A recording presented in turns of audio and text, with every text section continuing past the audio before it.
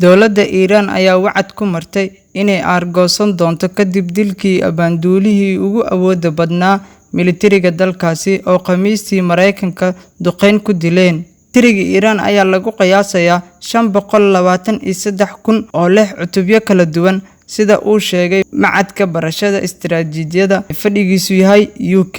Waxaa tiradani ka mid ah 350,000 oo ah ciidamada Rigliga iyo ugu yaraan 150,000 oo ah ciidamada ilaalada kacaanka ee loo soo gaabiyay IRGC. waxaana sidoo kale jira 20,000 oo kale ah ciidamada badda. Waxay ciidamadani ku howlgalaan tiro dooman ah ilaa xeebta, iyaga oo si gaar ah ugu howlgalaan marin-biyoodka. Ciidamada ilaalada kacaanka Iran waxa ay sidoo kale maamulaan guutada lagu magacaabo Basij, oo ah xoogagga si tabarucaadka ah u howlgalaan isla markaana gacan ka geysata cadaadiska lagu sameeyo dadka dowladda ka soo horjeeda ee gudaha Iran.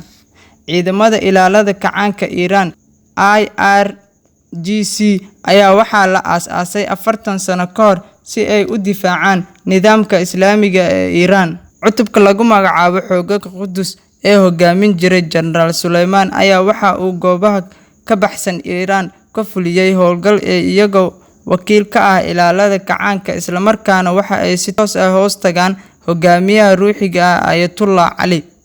waxaana la rumaysan yahay in xoogagga lagu magacaabo Qudus ay tiradoodu dhan tahay qiyaas ahaan 5,000.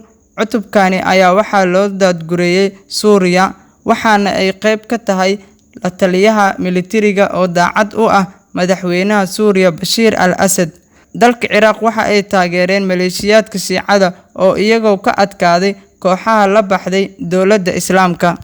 balse Mareykanka ayaa sheegay in xoogaggan Qudus ay door ballaaran ciyaaraan, iyaga oo taageero iyo dhaqaale mid tababar iyo qalab siiyay ururada Washington u aqoonsatay argagixisada kuwaasi oo ka howlgala Bariga Dhexe.